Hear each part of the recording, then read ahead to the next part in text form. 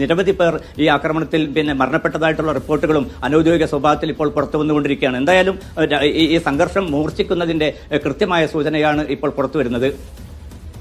ശരി, ഇറാനും ഇസ്രായേലും തമ്മിലുള്ള കോൺഫ്ലിക്റ്റ് വലിയ തോതിൽ വലുതാവുകയാണ് എന്ന് വെച്ചാൽ അത് പരിഹരിക്കാൻ കഴിയാത്ത വിധം വളരെ പെട്ടെന്ന് എസ്കലേറ്റ് ചെയ്യുന്നതിന്റെ സൂചനകളാണ് കാണുന്നത്. ഇറാൻ ഇപ്പോൾ നടത്തിയിട്ടുള്ള ആക്രമണത്തിൽ ടെൽ-അവീവിൽ വലിയ നാശം ഉണ്ടായിരിക്കുന്നു. 3-4 കെട്ടിടങ്ങൾ തകർന്നു. അതിൽ ഗസയിൽ നിന്ന് പരിക്കേറ്റ് കൊണ്ടുവന്ന 1000-ഓളം സൈനികരെ ചികിത്സിക്കുന്ന ആശുപത്രിക്ക് വലിയ പരിക്ക് പറ്റിയിട്ടുണ്ട്. അവിടെ വിഷവാതകം ചോർന്നുവെന്ന വിവരങ്ങൾ പുറത്തു വരികയാണ്. സിവിലിയൻ കേന്ദ്രങ്ങളെ ആക്രമിക്കുന്ന ഇറാൻ നടപടിക്കെതിരെ കർശനമായ കടുത്ത നടപടികൾ ഉണ്ടാകുമെന്ന് ഇപ്പോൾ ഇസ്രായേലിലെ മിലിറ്ററി ലീഡർഷിപ്പ് പ്രഖ്യാപിക്കുകയും ചെയ്യുന്നു. അപ്പോൾ സമാധാനത്തിന്റെ സാധ്യതകൾ ഈ ദിവസവുമില്ല.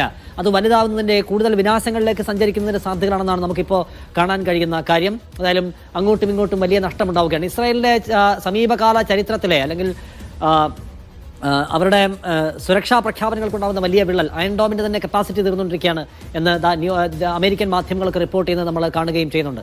പലതരത്തിൽ വികസിക്കുകയാണ് ഇറാനും ഇസ്രായേലും തമ്മിലുള്ള യുദ്ധം. അത് ഏതൊക്കെ നിലയ്ക്കാണ് റീജിയനെ ബാധിക്കാൻ പോവുക, ലോകത്തെ ബാധിക്കാൻ പോവുക എന്ന ക്വസ്റ്റൻ അവിടെയുണ്ട്.